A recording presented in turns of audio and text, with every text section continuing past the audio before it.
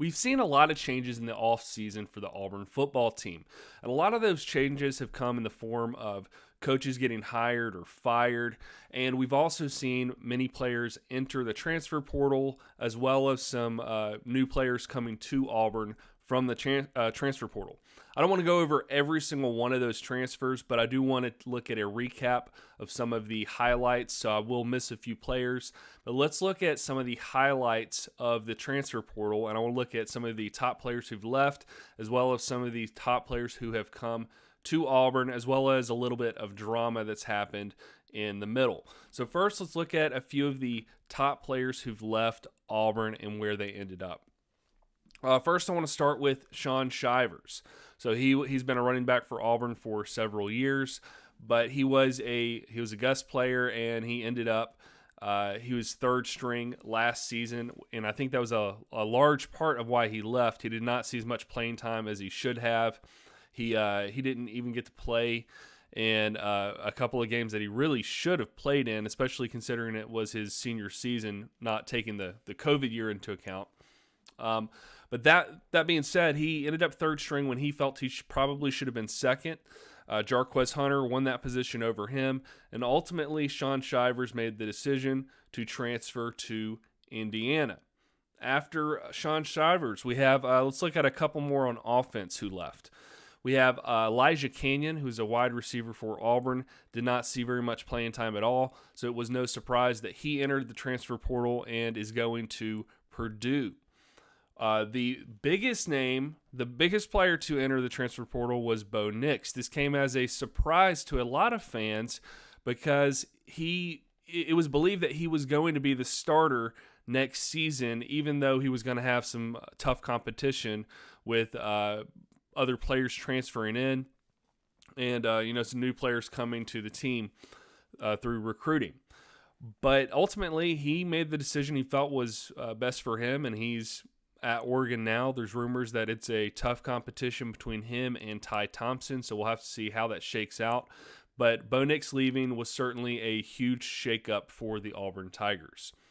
The biggest loss, in my opinion, besides Bo Nix, is definitely Kobe Hudson. This one was a shock to a lot of fans, and this was the biggest shock to me aside from Bo Nix leaving. Bo Nix didn't surprise me as much, but Kobe Hudson leaving was a huge shock. He was the best wide receiver for Auburn last season, and he entered the transfer portal. There were some rumors that he had some disagreements with some coaches. There's some things they could not get past, and ultimately, whatever the truth is, led to him entering the transfer portal and rejoining Gus at UCF. The other big surprise for me was Lee Hunter. Lee Hunter's on the defensive side of the ball, defensive lineman. But we thought Lee Hunter was going to have a very bright future on Auburn's team. But unfortunately, he entered the transfer portal. That could be because he did not see the playing time he was expecting to see as well. I think that's going to be the main reason for most players. Obviously, there's going to be some outliers like Kobe Hudson and Bo Nix. But Lee Hunter is also going to UCF with Kobe Hudson. Looking at a few others, J.J. Pegues, he's going to Ole Miss. No surprise there. He's a big guy that wanted to play tight end, and he did see some tight end play. They tried to move him around a little bit last year, and ultimately he did not get the playing time he wanted. He's a huge guy. It will be very interesting to see how he's used at Ole Miss, but I don't blame him at all for leaving. Outside of those players I've already mentioned, we also have Ladarius Tennyson going to Ole Miss. He was a defensive player as well, safety. And finally, the one I wanted to talk about is Javarius Johnson. The good news here is that he is coming back to Auburn, but initially he shocked everyone when he announced he was entering the transfer portal because we were already pretty thin at wide receiver. Luckily, I think that the thing that really brought Javarius Johnson back and made him exit the transfer portal is the fact that Ike Hilliard was hired as the wide receivers coach. I think without that hire, he's gone.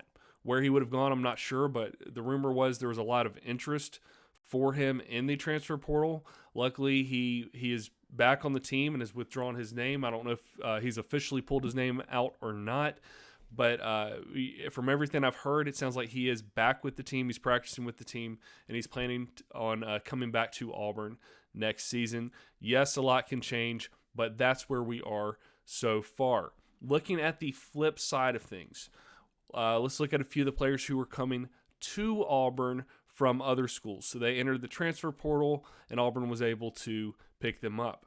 I want to start with 3 players that we picked up from Oregon. So we had Bo Nix transfer out of Auburn and go to Oregon, and we were also able to pick up 3 players from them to bring to Auburn.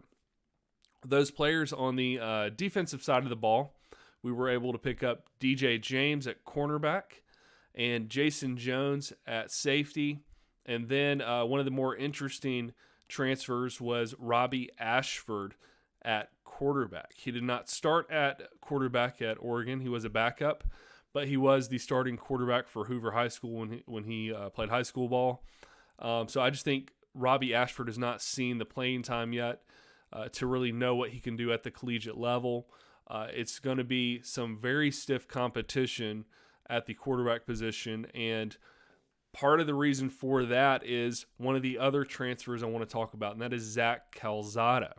Zac Calzada played for Texas A&M last season, and he had a pretty good season overall. His most notable performance was against Alabama, where he was able to help lead his team to victory, and that is really his marquee win from last season. And I think that one win alone really probably got the interest of Brian Harsin and his crew. That's not the only thing, but I think that is certainly a reason that they wanted him to come to Auburn. Now, will that translate into a starting quarterback position for the Tigers? I'm not sure. It's going to be some very stiff competition between TJ Finley, who started 3 games for Auburn last year, and he came in at the end of the Georgia State game to help he helped get the victory in a game that it looked like we were going to lose. And then he had 3 losses in the 3 games he actually started. So we've got TJ Finley, Robbie Ashford, and Zac Calzada. There's a lot of people who think it's going to be between TJ Finley and Zac Calzada, but I would not count out Robbie Ashford just yet. And in all honesty, I have some very high hopes for Holden Garner. I think he is the future of the quarterback position at Auburn. The question is, will he get any playing time this season? Are they going to try to redshirt him? I'm not sure what they're going to do out of the gate, but I do have some very high hopes for Holden Garner. I think he's going to be a very accurate passer for Coach Harsin and his crew, but I'm not sure what they're leaning towards for this upcoming season. I would think they're going to try to go with a guy who's got a little more experience or at least a little more time in a college system before they go with someone like Holden. And finally, the last transfer I wanted to mention is Eugene Asante. He transferred from UNC, North Carolina, to Auburn, and he is on the defensive side of the ball at the linebacker position. And from what I've heard, he's already been making a name for himself since he's been at Auburn in the practices and spring practices. So I do expect he's going to make an immediate impact for the Tigers. That's where we are right now as far as the transfer portal goes. Yes, there are some names I did not mention, and if there's somebody you think I should have mentioned that entered the portal and left, or somebody who came to us, please drop that down in the comments so everybody else can see that. Make sure you like this video, share it, all that good stuff. Let me know what you thought about it. Subscribe to the channel if you've not already done so. And, thank you for watching this video. I really appreciate it. And if you want to see one I made on a 5-star commit coming to the Auburn basketball team, please click on this video right here.